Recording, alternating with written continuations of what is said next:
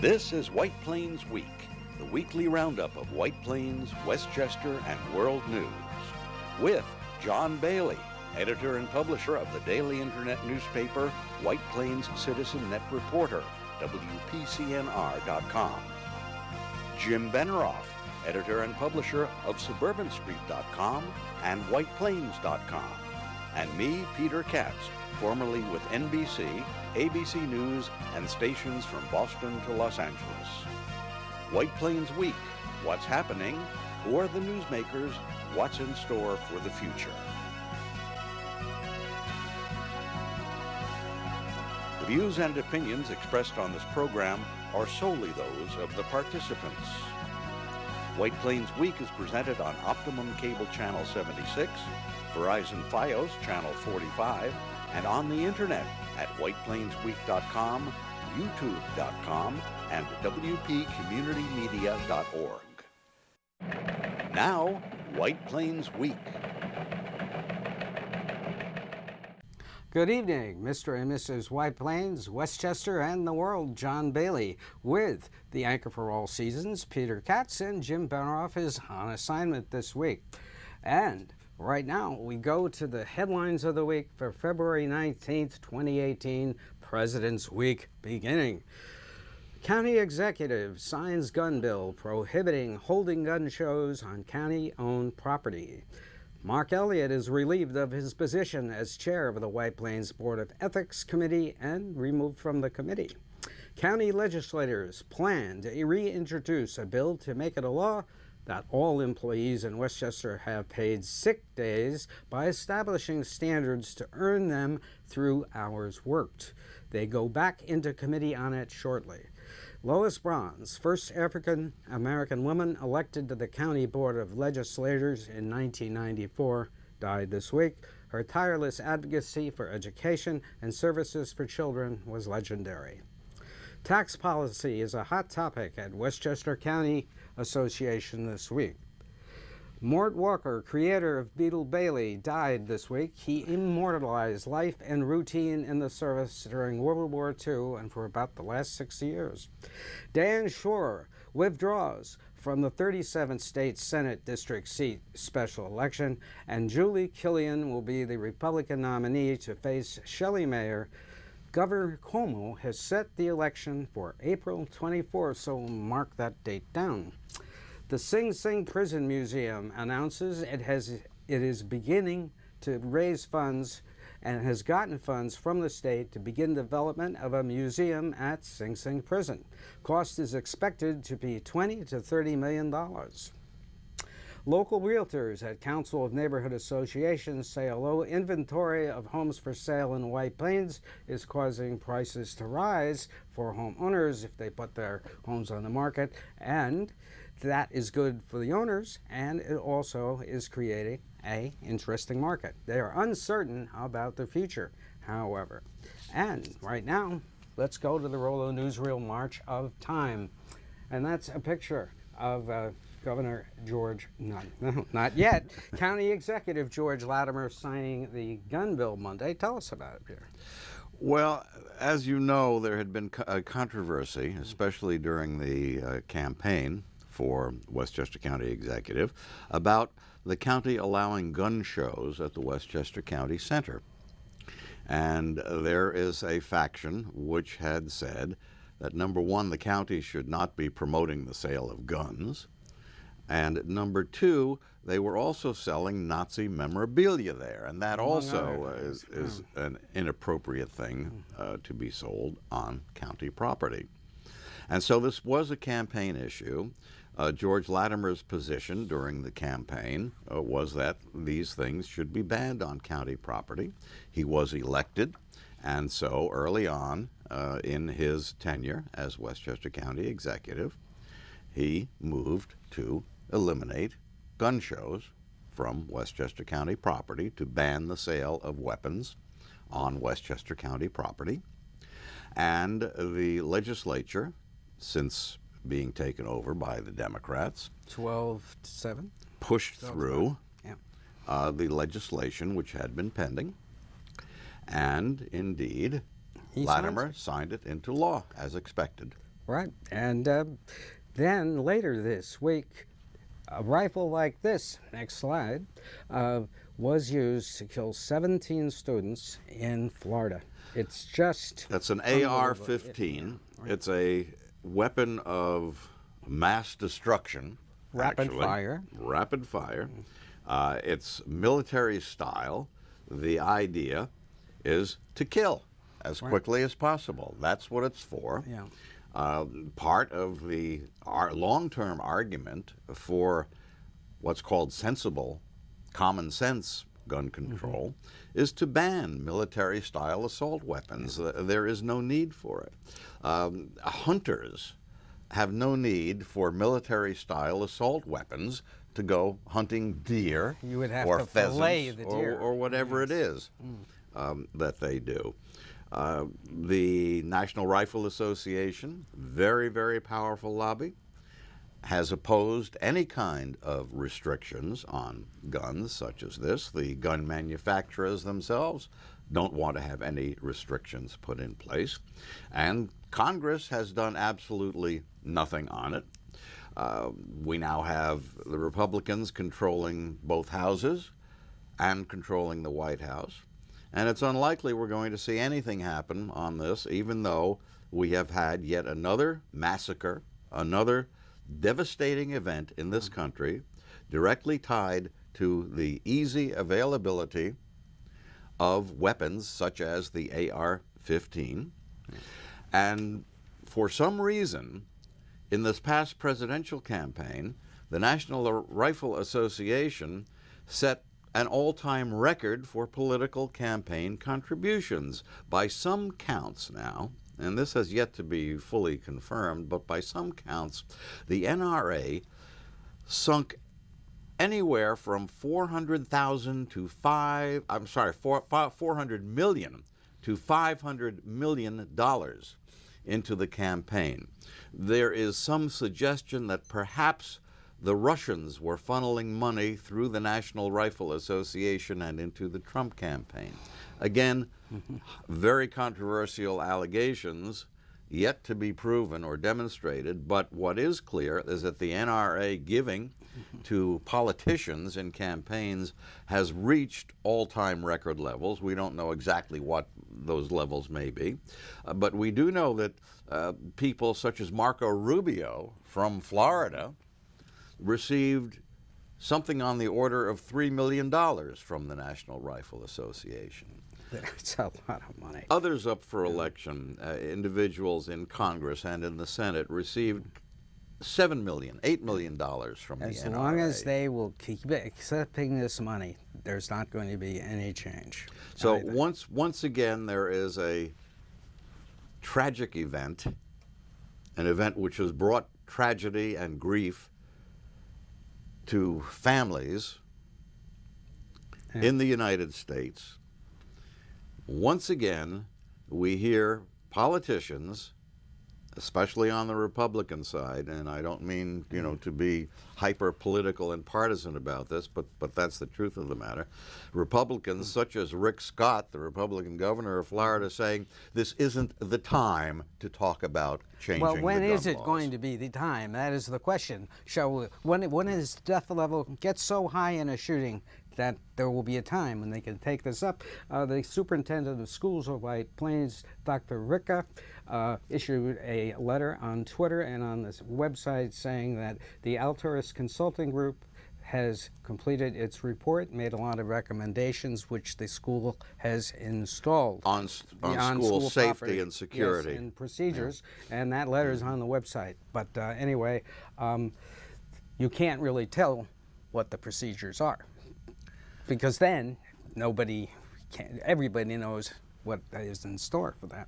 Now, coming up next, there was another effort to do the right thing for workers in Westchester. It was all about paid sick leave. This is the scene just before the rally got started. Peter, you have a great video. Well, John, this year's flu season has focused attention on people who expose others to illnesses. Now, in some cases, they do it at work, and people go to work because they can't afford to stay home and lose the day's pay. Paid sick time is not a requirement in general, but there is a movement to make it a requirement, not at the federal level, not at the state level, but at the local level. And here in Westchester County, legislation to require paid sick time for employees' pay has been languishing for a couple of years. With Democrat George Latimer, now the county executive, and with the Democrats controlling the Board of Legislators, passage of such a bill is a virtual certainty, especially since it now has drawn some Republican support. The bill would require 1 hour of paid sick time for every 30 hours worked.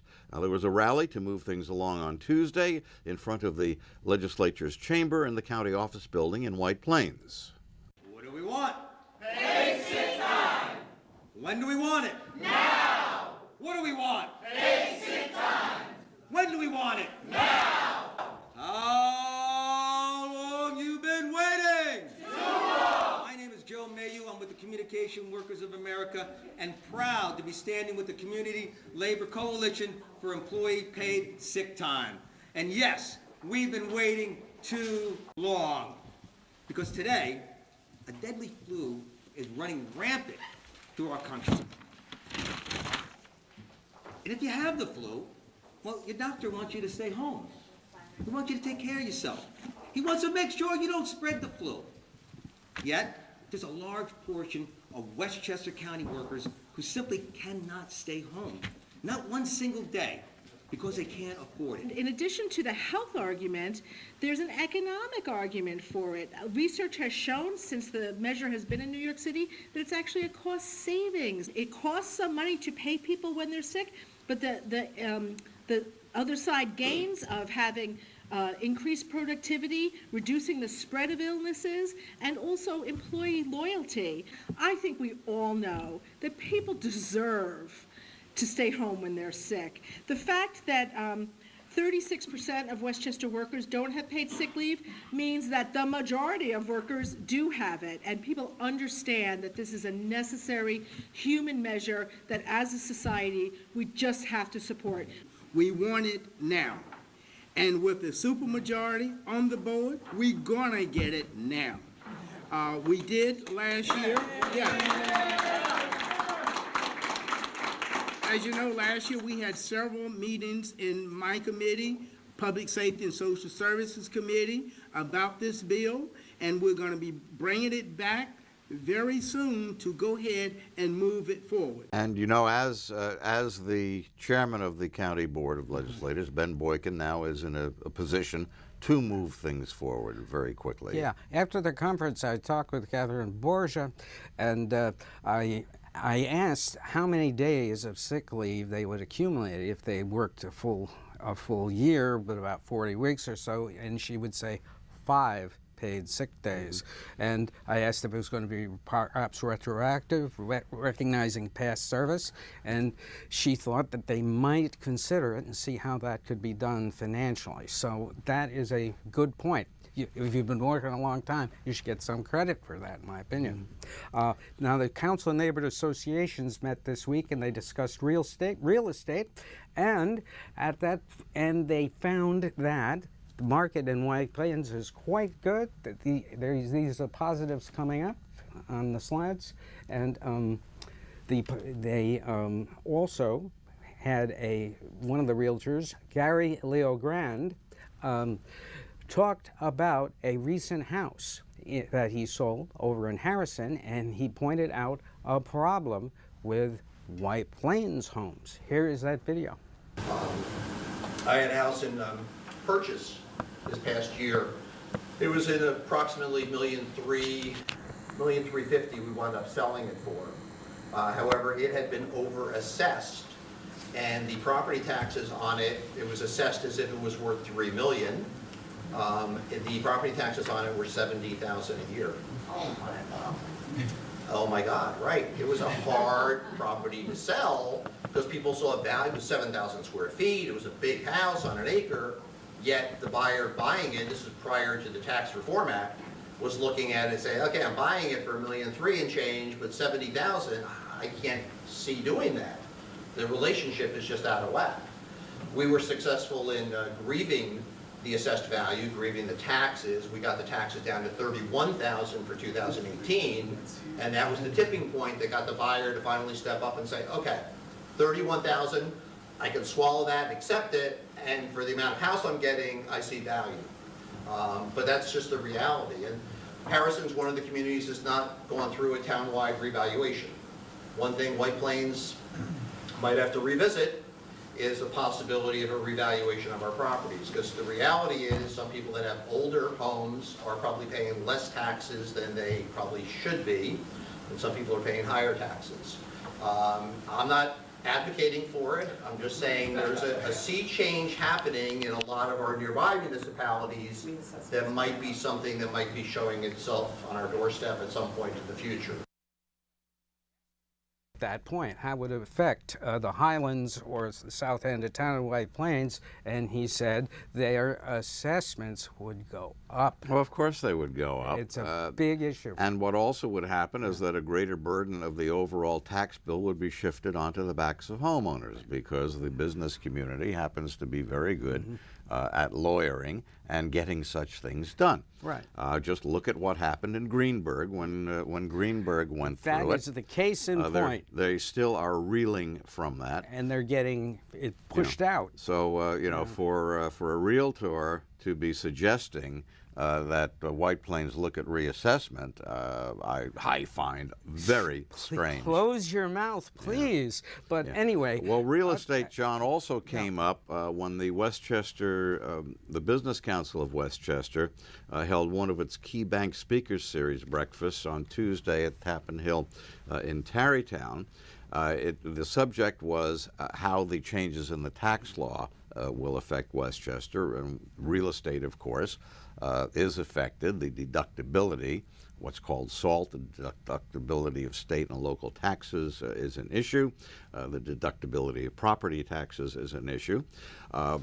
And one of the panelists was Elena Sweeney, who took a completely different area of the tax law changes. Now, she's president and CEO of the United Way of Westchester and Putnam, and she reported that nonprofits in Westchester are likely to be affected, along with nonprofits nationwide, which are likely to lose more than $140 billion in donations. The biggest drop in gifts is expected to be in smaller gifts, those that are under $1,000. And charities that primarily rely on those gifts could potentially be hurt the most. If you look at something like the Salvation Army, they get a good half of their donations from the red kettles that are out. Will people continue to do that or not? We think that it'll change the way gifts are given, that people will do more bunch giving. Already the charities saw a lot of money being given in this last fiscal year, getting it in before the 31st for the 2018 donation. We're also looking at the estate tax and if the changes in that are going to have an effect. And do we have a win maybe with the corporate tax rates as someplace that we might be able to get more charitable giving? So the charities are going to have to be very strategic in what they're doing, where they're going for their funding, how they're approaching the charitable giving, and it may change. The donors that they're going after may change.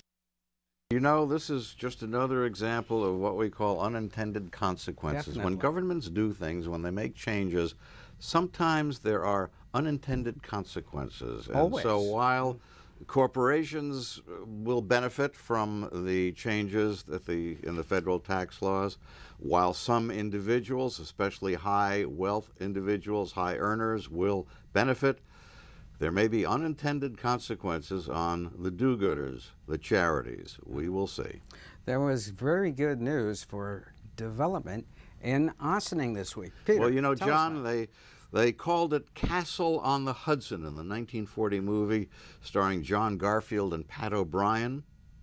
And Spencer Tracy and Humphrey Bogart were behind bars there in the 1930 movie Up the River, which was directed by John Ford.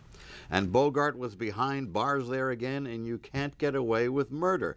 And in those days, the production code made sure no one did get away with murder. And the place we're talking about had an electric chair just to be sure. Sing Sing, the New York State Department of Corrections prison in Ossining, likely to become a tourist attraction as a result of the Sing Sing Prison Museum.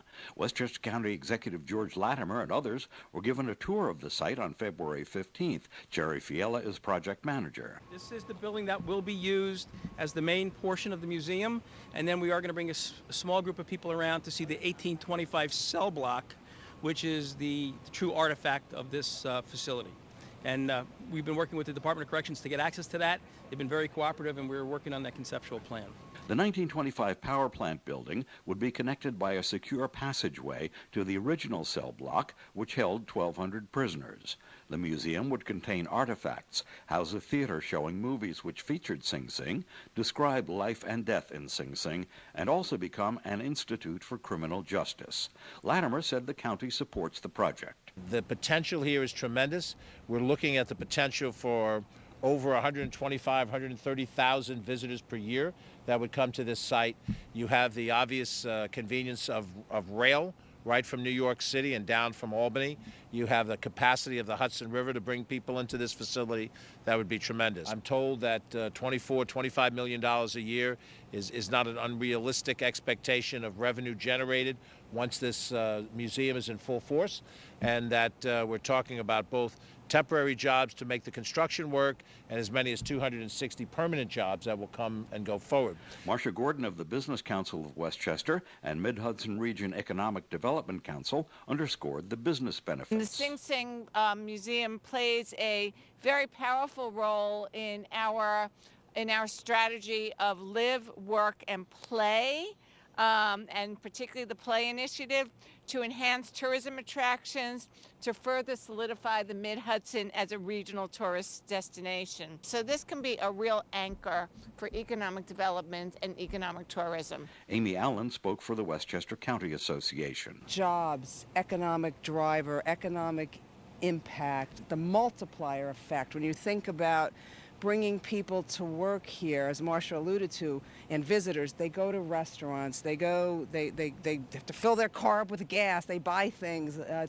It really is a terrific investment for the community, and it's going to generate a lot of additional revenue. And frankly, as we look at budgets on the federal, on the state side, don't worry, I won't get political, but we know how many, what a need there is for additional revenue sources, and this is really going to be, I think, a terrific source of new revenue. Victoria Garrity is the mayor of Ossining. This will eventually be a facility that draws people from around Westchester, from around the region, and from around the world to learn great things, to learn how that they can make a difference. And the lives and the story of the people who pass through this facility are going to come back into our society, and we are going to help that become a healthier society and healthier lives for the people that come out of here. Now, John, one thing at the tour yesterday, they did not allow photographs inside the prison. I was looking forward to being able to photograph some politicians in prison, but, you know, you can't have everything. Didn't happen. However, if we go back to my slide, you can see that that is the 1825 cell block that they hope to make accessible to the public through the museum. It's like a Roman ruin, and I'm sorry you didn't get a chance to see it. And it should be great. Meanwhile, speaking of ruins, it's time for Trump the president. Well, okay. John, there are unconfirmed reports that the gunman in the Parkland, Florida high school massacre, Nicholas Cruz, was a member of a pro-Trump white supremacist group, and he wore a Trump Make America Great Again baseball cap around the school. When President Trump spoke to the nation about the massacre, he limited his remarks to platitudes about how terrible it was and how we need to rally around the families of the victims. True, but he said nothing about guns and nothing about doing anything to keep AR-15 military-style weapons out of civilian hands. The White House is refusing to release a photograph showing President Trump signing legislation, signing a new law which makes it easier for the mentally ill to buy guns. Do you think they're trying to cover up that? The House has quietly passed a bill which guts the Americans with Disabilities Act. Some disabled people in wheelchairs and others who were blind were in the House gallery and demonstrated when the House took the action. The disabled people were arrested. What? It's one of those things that happened very quietly. It was overshadowed by other news of the week, but nonetheless, that's what the House did. Yeah. The New York Times reports that Rick Gates, who was a high-level advisor in the Trump campaign, may have already flipped and become a cooperating witness in the Mueller investigation into Trump's ties with Russia, Russian interference in the 2016 presidential election, and apparent laundering of Russian mob money by Trump and/or Trump associates.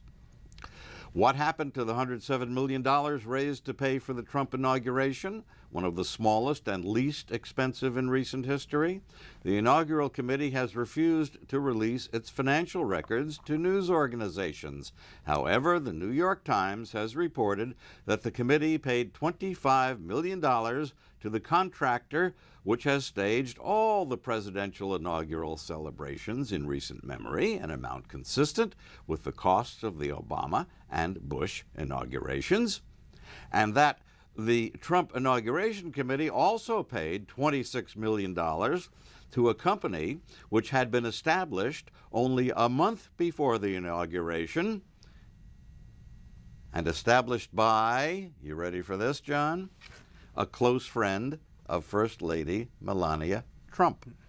The friend took more than $1 million for herself, according to the report. What happened to the rest of the money? Unclear in the Times report.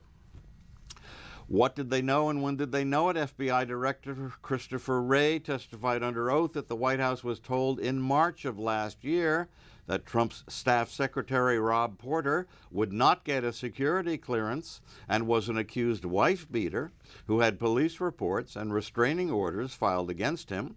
Trump's chief of staff, John Kelly, says that he just found out about it last week. Kelly at first backed Porter, supporting his claims that Porter did not beat his ex-wives. Then, when one of the ex-wives produced a photo showing her with a black eye he had given her, Kelly changed his story. All documents going to Trump were handled by Porter, even the most sensitive top-secret documents, and Porter without a security clearance. NBC News reports that as of November, at least 130 of the top officials in the Trump administration did not have permanent security clearances, and without the clearances, they cannot properly and legally do their jobs. Just as I predicted to my wife on Wednesday, President Trump is going to visit Parkland, Florida. Some of the parents of children killed in the massacre blasted Trump after Trump's speech for saying and doing nothing to end gun violence. Now, why did I on Wednesday predict that Trump would visit Parkland? Because it's not far from his Mar-a-Lago resort and golf course. On the way. On the way. Where he's going this weekend. Right. 2 deaths to report this week. One is of Mort Walker, the great cartoonist who did Beetle Bailey for many years. Most popular comic strip, one of the most ever. And also one of our giants of the legislature, Lois Bronze, passed away at the age of 90, and you can see her wonderful obituary on the Lee Funeral Home website or WPCNR.com. John Bailey, Peter Katz, good night for White Plains Week. This has been White Plains Week, news and commentary about White Plains, Westchester, and the world. The views and opinions expressed on this program were solely those of the participants. White Plains Week, produced by White Plains Citizen Net Reporter and presented on Optimum Cable Channel 76 and Verizon Fios Channel 45.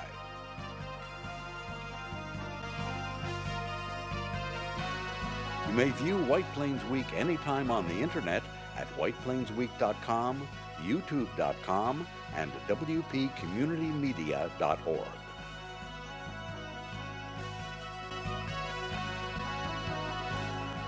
For White Plains Week, this is Peter Katz speaking.